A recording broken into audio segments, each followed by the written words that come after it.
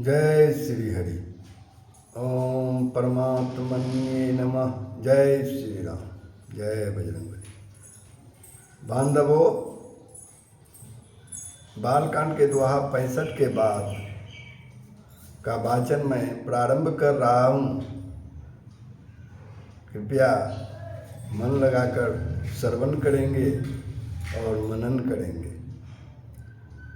तो हम प्रारंभ करते हैं। सरिता सब पुनित जलु बहीं, खग मृग मधुप सुखी सब रहीं। सहज बैरु सब जीवन त्यागा, गिरि पर सकल करहीं अनुरागा। सारी नदियों में पवित्र जल बहता है और पक्षी, पशु, भ्रमर सभी सुखी रहते हैं। जब जीवों ने अपना स्वाभाविक बैर छोड़ दिया और पर्वत पर सभी परस्पर प्रेम करते हैं। ये शिव जी का कथन है। सो शैल गिरजा गिरि आए, जिमि जनु राम भगति के पाए। नित्य नूतन मंगल गीतासु, ब्रह्मादिक गावहीं जसु जासु। पार्वती जी के घर आ जाने से पर्वत ऐसा शोभामान हो रहा है जैसे राम भक्ति को पाकर भक्त शोभामान होता है। उस पर्वतराज के घर नित्य नए नए मंगलोत्सव होते हैं, जिसका ब्रह्मादि जस गाते हैं। नारद समाचार सब पाए, कौतुक कहीं गिरि गे सिधाए। शैल राज बर आदर किन्ना, पद पखारी बर आसनु दिन्ना। जब नारद जी ने यह सब समाचार सुने तो वे कौतुक कही से हिमाचल के घर पधारे। पर्वतराज ने उनका बड़ा आदर किया और चरण धोकर उनको उत्तम आसन दिया। माता सती का जो जन्म हुआ है वो पर्वतराज हिमाचल के यहाँ, उसी पर चर्चा हो रही है। नारी सहित मुनि पद सिरुनावा, चरण सलिल सब भवन सिचावा। निज सौभाग्य बहुत गिरि बरना, सुता बोली मेली मुनि चरना। फिर अपनी स्त्री सहित मुनि के चरणों में सिर नवाया और उनके चरणोदक को सारे घर में छिड़काया। हिमाचल ने अपनी सौभाग्य का बहुत बखान किया और पुत्री को बुलाकर मुनि के चरणों में डाल दिया। त्रिकालज्ञ सर्वज्ञ तुम, गति सर्वत्र तुम्हारी। कहूँ सुता के दोष गुण, मुनिमर हृदय विचारी। सियावर राम जय जय राम, सियापति राम जय जय राम। और हिमाचल ने नारद मुनि से कहा, हे मुनिवर, आप त्रिकाल दर्शी हैं, सर्वज्ञ हैं, आपकी सर्वत्र पहुँच है, यानी आप सभी जगह पहुँच रखते हैं। अतः आप हृदय में विचार कर कन्या के दोष गुण कहिए। कमुनि बियासी गुण मृदुबानी, सुता तुम्हारी सकल गुण खानी। सुंदर सहज सुशील सयानी, नामु माँ अंबिका भवानी। नारद मुनि ने हंसकर रहस्ययुक्त कोमल वाणी से कहा, तुम्हारी कन्या जो है सब गुणों की खान है। यह स्वभाव से भी सुंदर, सुशील और समझदार है। उमा, अंबिका और भवानी इसके नाम हैं। सब लक्षण संपन्न कुमारी, हुई स्वतंत्र पियहि पियारी। सदा चल यही कर यही बाता, यही तेजसु पहिए पितु माता।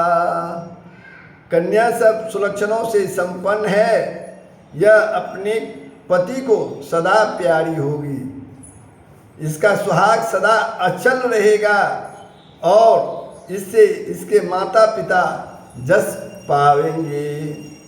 होई पूज्य सकल जग माही, यही से बत कछु दुर्लभ नाही। यही कर नाम सुमरी संसारा, त्रिय चढ़हि पतिव्रत सिधारा। यह सारे जगत में पूज्य होगी और इसकी सेवा करने से कुछ भी दुर्लभ न होगा।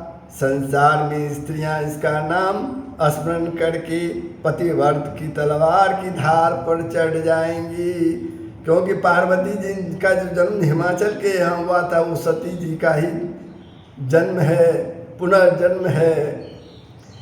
शैल सुलक्षण सुता तुम्हारी, सुनहु जे अब गुण दुई चारी। अगुण अमान मातु पितुहीना, उदासीन सब संशय छीना। हे पर्वतराज, नारद मुनि कहते हैं, हे पर्वतराज, तुम्हारी कन्या सुलक्षणी है। अब इसमें जो दो चार अवगुण हैं उन्हें भी सुन लो। क्या अवगुण? गुणहीन मानहीन माता पिता विहीन, उदासीन संशयहीन, ये उनके अवगुण हैं। जोगी जटिल अकाम मन, नगन अमंगल वेश। अस स्वामी यही कह मिलही, परिहस्त असिरी। सियावर राम जय जय राम, सियापति राम जय जय राम। जोगी जटाधारी निष्काम हृदय, नंगा और अमंगल बेस वाला ऐसा पति इसको मिलेगा। इसके हाथ में ऐसी रेखा है। सुनि मुनि गिरा सत्य जिय जानी, दुख दंपतहि उमा हरसानी। नारद यह भेदु न जाना, दशा एक समुझब बिलगाना। नारद मुनि की वाणी सुनकर और उसको हृदय में सत्य जानकर पति पत्नी हिमवान और मैना, पार्वती के पिता और माता का नाम था हिमवान और मैना, को अति दुख हुआ और पार्वती जी प्रसन्न हुई। नारद जी ने भी इस रहस्य को नहीं जाना, क्योंकि सबकी बाहरी दशा एक सी होने पर भीतरी समझ भिन्न भिन्न होती है। सकल सखी गिरजा गिरी मैना, पुलक शरीर भरे जल नैना। होई न मृषा देव ऋषि भाषा, उमा सो बचन हृदय धरि राखा।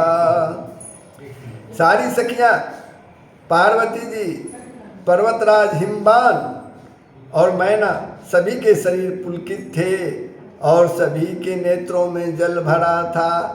देवर्षि के वचन असत्य नहीं हो सकते। यह विचार कर पार्वती ने उन वचनों को हृदय में धारण कर लिया। उपजेहु शिव पद कमल सनेहु, उपजेहु शिव पद कमल सनेहु। मिलन कठिन मन भाषण देहु, जानी को अवसरु प्रीति दुराई। सखी उछंग बैठी पुनी जाई। उन्हें शिव जी के चरण कमलों में स्नेह उत्पन्न हो आया, परंतु मन में यह संदेह हुआ कि उनका मिलना कठिन है। अवसर ठीक न जानकर उमा ने अपने प्रेम को छिपा लिया और फिर सखी की गोद में जाकर बैठ गई। झूठी न हुई देव ऋषि बानी, सोचहि दंपति सखी सयानी। उड़धरि धीर कई गिरिराऊ, कहु नाथ का करऊ पाऊ। देवर्षि वाणी झूठी नहीं होगी, यह विचार कर हिमवान और मैना और सारी चतुर सखियां चिंता करने लगी। फिर हृदय में धीरज धरकर पर्वतराज ने कहा, हे नाथ, कहिए अब क्या उपाय किया जाए। देवर्षि नारद जी से पूछते हैं, कह मुनि से हिमवंत सुनु, जो विधि लिखा लीलार। कह मुनि से हिमवंत सुनु, जो विधि लिखा लीलार। देव दनुज नर नाग मुनि, को न मेट निहार। सियावर राम जय जय राम, सियापति राम जय जय राम।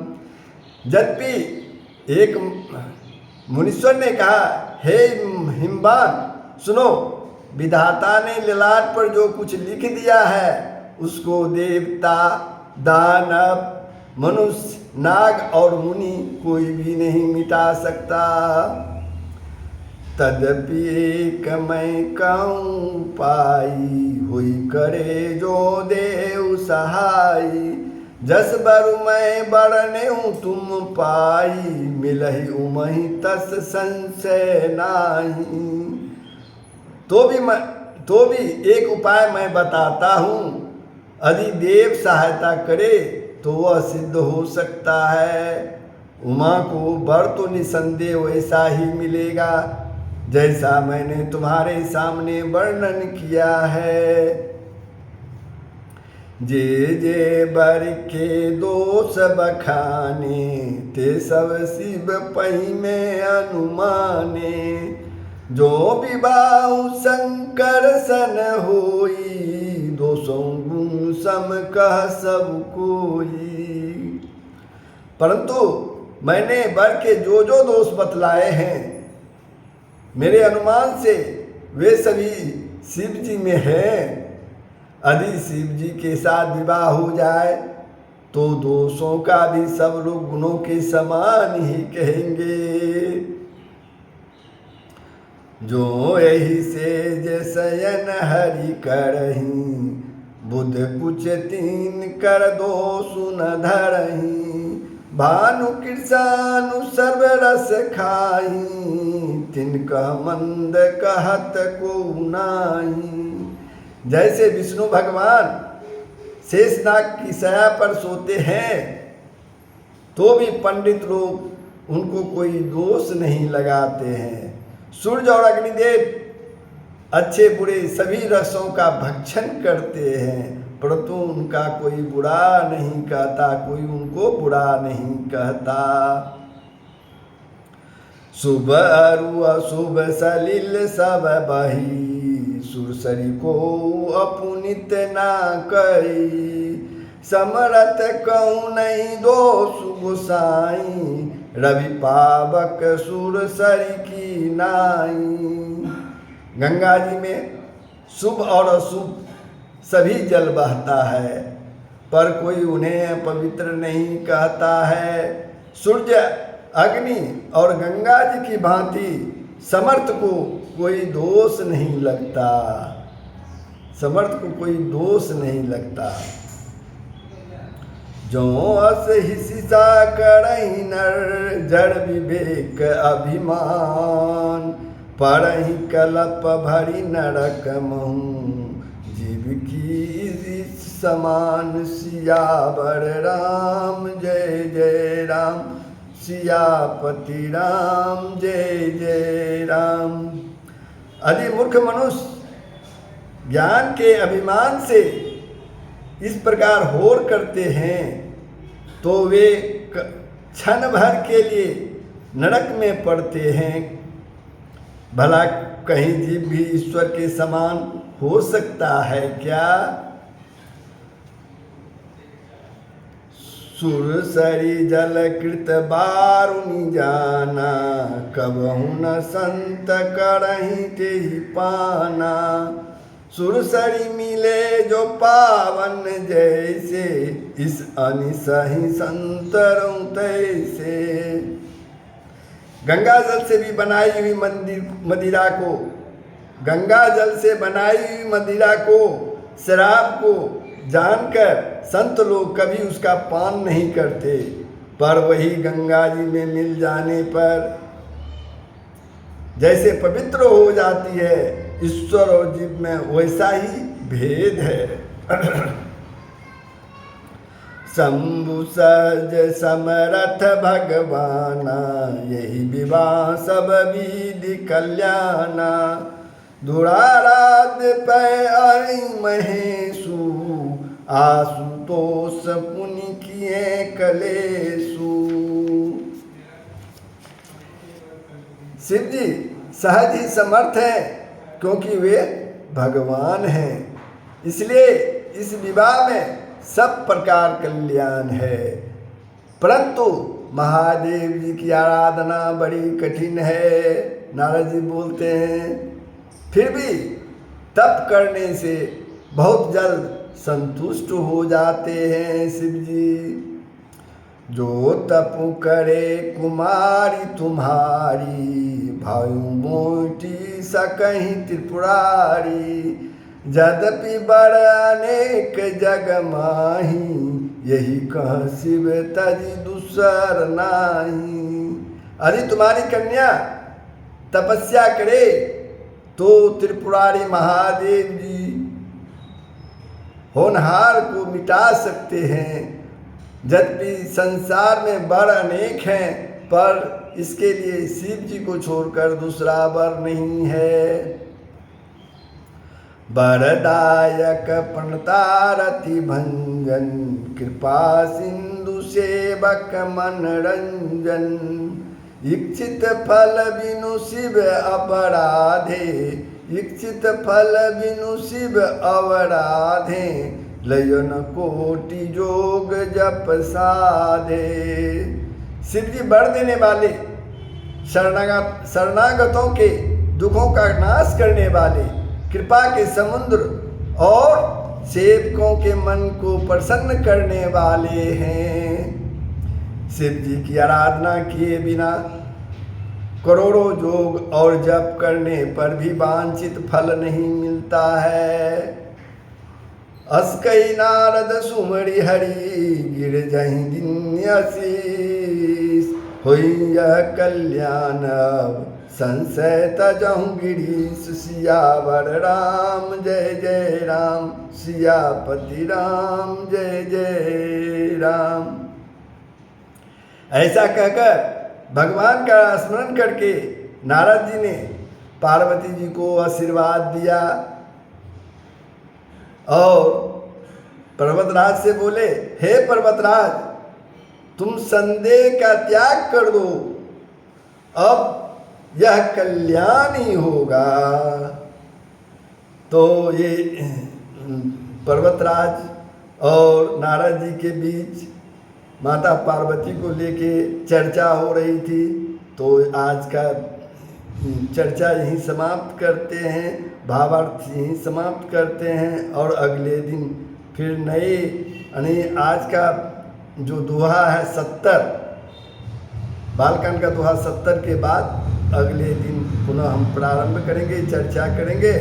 आप लोग प्रसन्नतापूर्वक इसका श्रवण करें, सब कल्याण ही होगा, सबका कल्याण होगा, पूरे विश्व का कल्याण होगा।